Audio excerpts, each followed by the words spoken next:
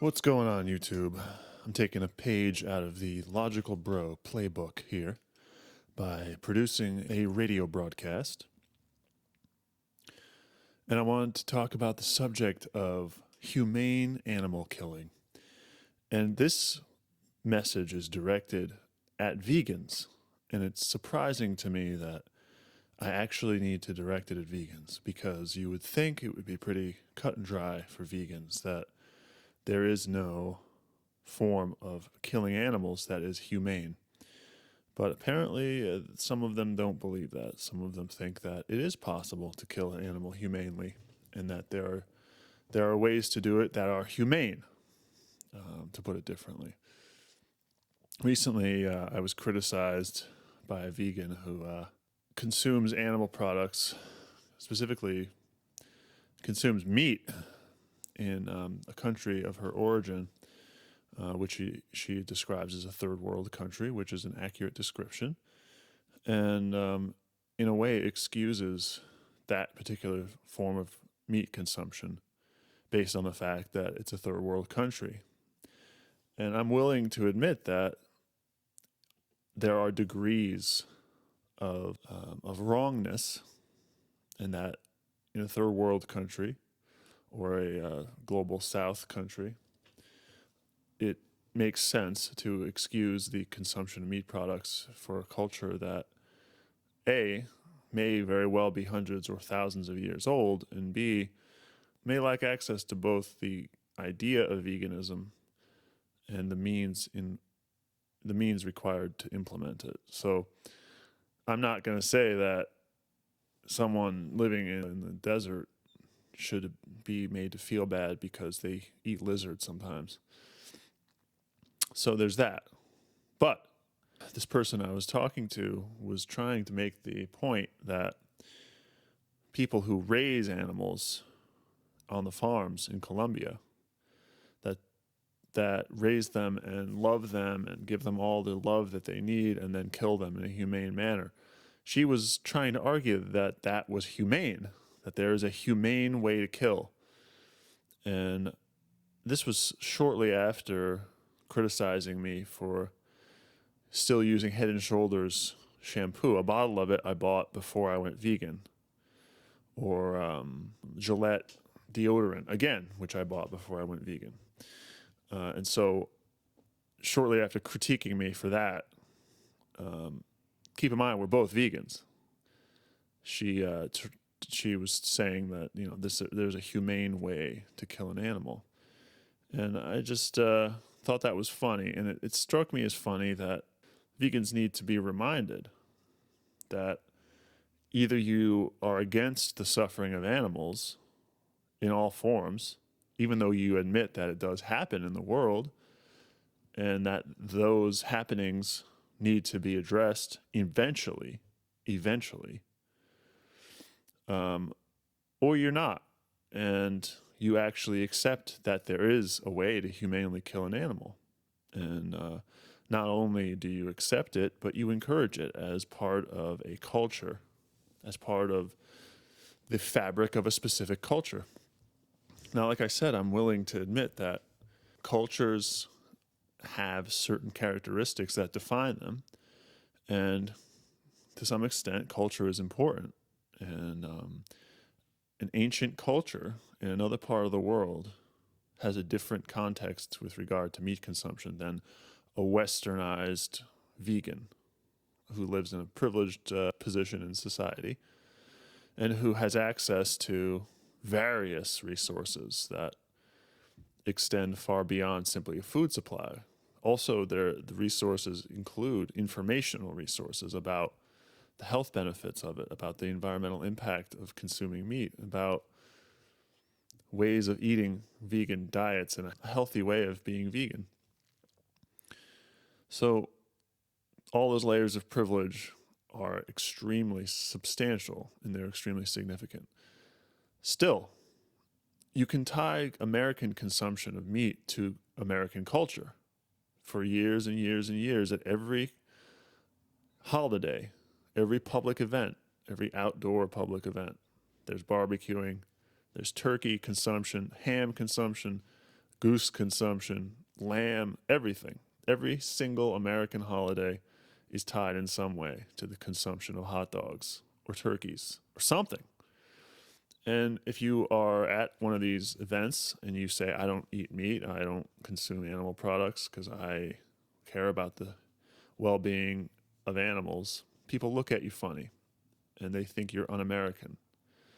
And there have been numerous examples of revolutionary minded, or at least reformist minded people who are also vegetarian or vegan because they were aware that they were aware that meat consumption is a reflection of exploitation that exists beyond simply the meat industry.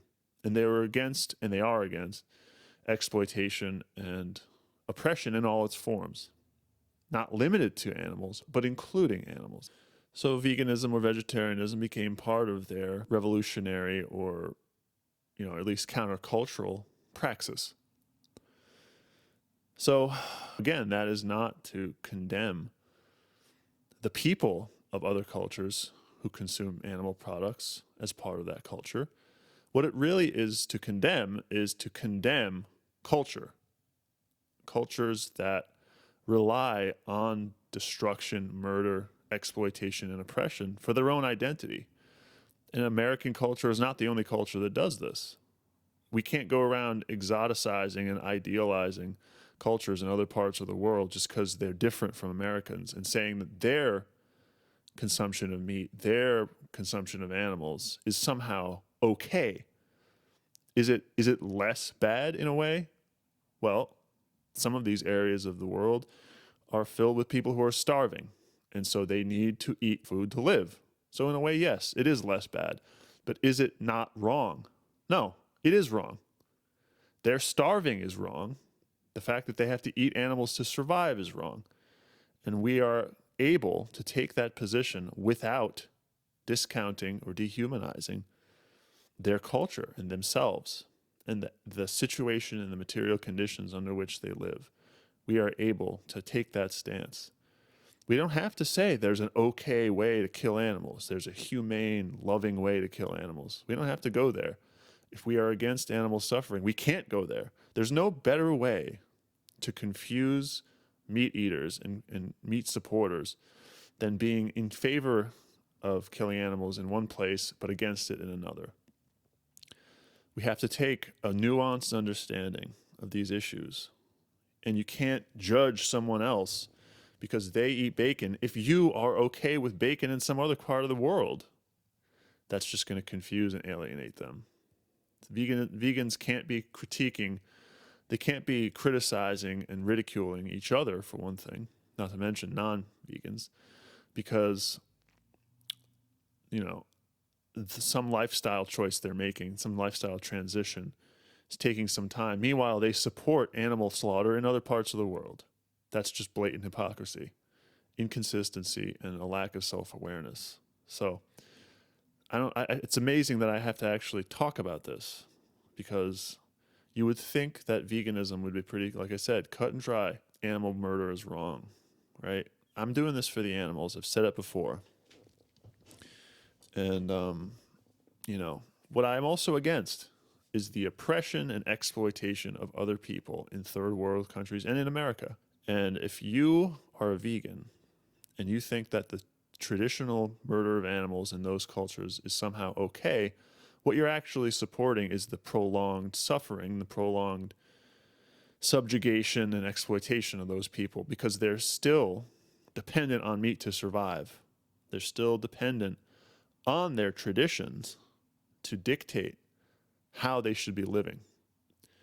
And tradition often arises as a result of necessity. And since lots of these countries have been exploited for the last, at least since colonial times, those traditions have included or engendered dealing with poverty.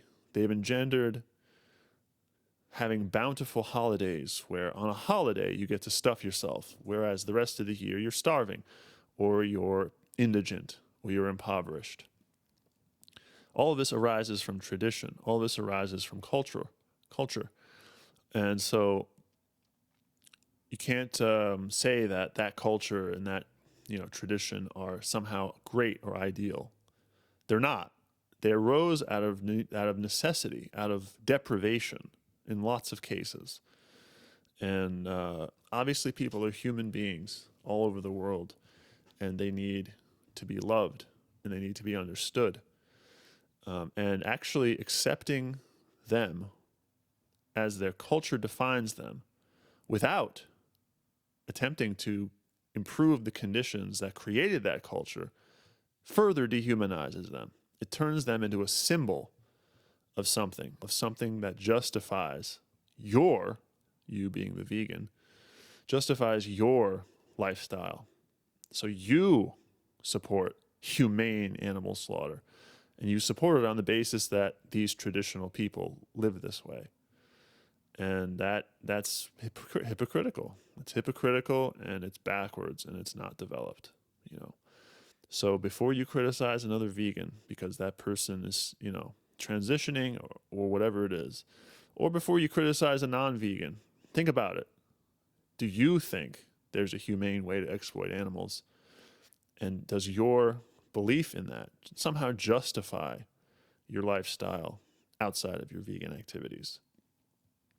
It's fantastic to not wear leather. It's fantastic to not wear fur. It's fantastic to use products that weren't tested on animals. It's great, right? But I'm assuming you do all these things because you're against cruelty to animals. You're against exploitation of animals. You're against the murder of animals that don't want to die. It's pretty simple. So, yeah, in traditional cultures, it's still wrong. It's still wrong. Those people, those human beings aren't wrong. The conditions which lead them to need to consume meat are wrong. And this is the standpoint we need to come to and develop as vegans. So that's all I have to say about that for today. I'm really thankful to you for listening, and I hope it's opened your eyes a little bit, got you thinking. Leave the comments down below about what you think about all this. Is there a humane way to kill animals? Is a traditional culture that consumes meat somehow excused from the same standard we supposedly place on Western meat consumption, Western animal product consumption? Let me know what you think, and give this video a like if you got something out of it, and I'll see you all in the next radio broadcast here on Resistance Quest.